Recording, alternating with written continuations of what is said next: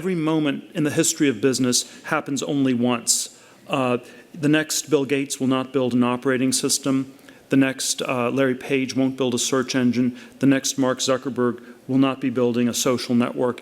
If you are copying these people, you're in some sense not learning from them. I think this is the critical thing in business, and sort of the business strategy part, is that most people believe that capitalism and competition are synonyms. I believe they are antonyms. A capitalist is someone who's in the business of accumulating capital. A world of perfect competition is a world where all the profits are competed away. If you want to compete like crazy, you should just start a restaurant. You're never going to make any money. It's not going to work. Chances are we'll go out of business, but you will get the most ferocious competition you can possibly imagine. Is this need for differentiation? What are you doing that nobody else is doing? What ideas do you have that nobody else has? What great business are you working on that no one else is working on? And the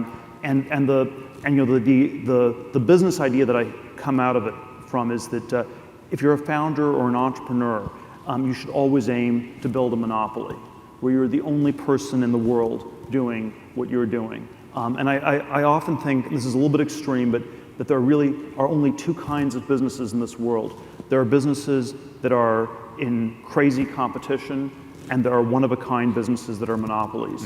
If you're a founder or entrepreneur, what you want to aim for is monopoly. You want to aim to build a company that is one-of-a-kind, and that it's so far differentiated from the competition that it's not even competing.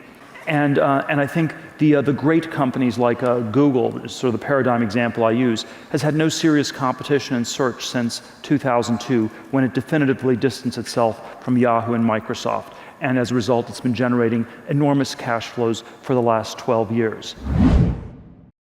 I think the opposite is true of business. I think all happy companies are different because they figured out some way to radically differentiate themselves and escape from competition. All unhappy companies are alike because they fail to escape the essential sameness that is competition. Competition is for losers, is because we always think that the losers are the people who can't compete effectively enough. The losers are the people who are slow on the swim team in high school. The losers are the people whose grades or test scores aren't quite good enough to get into the right universities or something like that. And so at school, we don't think of the losers as the people who are somehow unhealthily addicted to competing in a whole variety of conventional ways. And there's always a strange phenomenon in Silicon Valley where so many of the successful entrepreneurs seem to be suffering from a mild form of Asperger's. And I think we always need to flip this around as an indictment of our society. And we need to ask, what is it about our society where anyone who does not have Asperger's is sort of talked out of all of their original creative ideas before they're even fully formed? You sort of pick up all these subtle social cues from people and sense, oh, that's too weird, that's too different, that doesn't make sense, et cetera, et cetera, et cetera. And maybe I'll just go open that restaurant. And the thing that's always a big mistake is going after a giant market on day one, because that's typically evidence that that you somehow haven't defined the categories correctly. It normally means that there's going to be too much competition in one way or another. And so I think almost all the successful companies in Silicon Valley had some model of starting with small markets and expanding. And if you take Amazon, you start with just a bookstore. We have all the books in the world, so it's a better bookstore than anybody else has in the world when it starts in the 90s. It's online. There's things you can do you can't do before, and then you gradually expand into all sorts of different forms of e-commerce and other things beyond that. eBay. You start with Pez dispensers. You move on to Beanie Babies, and eventually it's all these different auctions for all these sorts of different goods.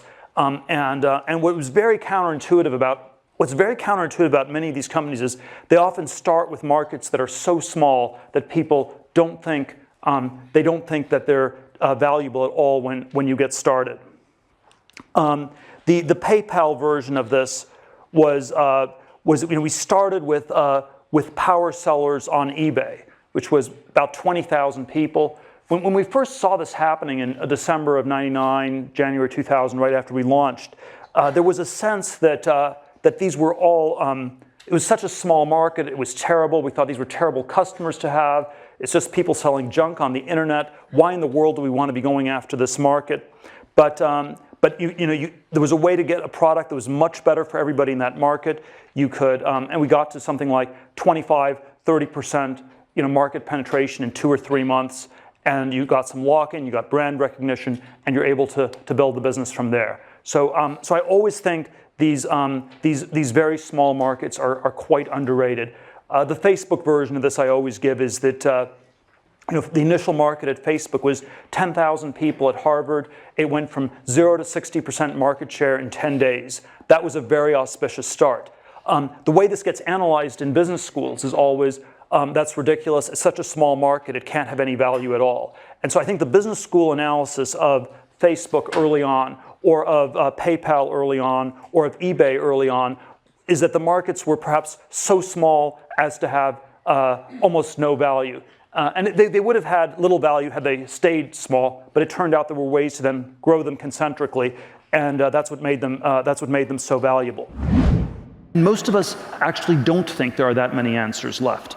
We think that all these answers have been discovered, and I sort of give a trichotomy in my book of conventions, which are truths everybody already knows.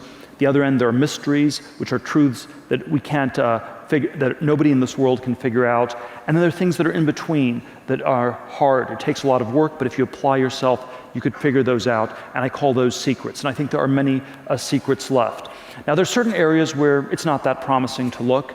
So, if you were growing up in the 17th or 18th century, there were some empty spaces on the map, and you could become an explorer and discover some more secrets about geography. Or in the 19th century, there were still some empty spaces left on the periodic table of elements, and you could go into chemistry and discover some things in basic chemistry. And so I think geography, basic chemistry, these are areas that have been fully explored. These are areas where you're not going to find any secrets. These are not promising areas where you will discover a new truth that no one else knows, and that can become the basis for a great insight or a great business. But I think most areas are not like this. And I think that there are many directions we can go in where the frontier is still surprisingly close. There certainly has been an enormous amount of ideas and businesses that have been discovered in this IT space for the last 40 years. And there's no reason to think that's going to stop. Around computers, internet, mobile internet, software, there are many things people find. The ideas are often, they always seem shockingly simple in retrospect.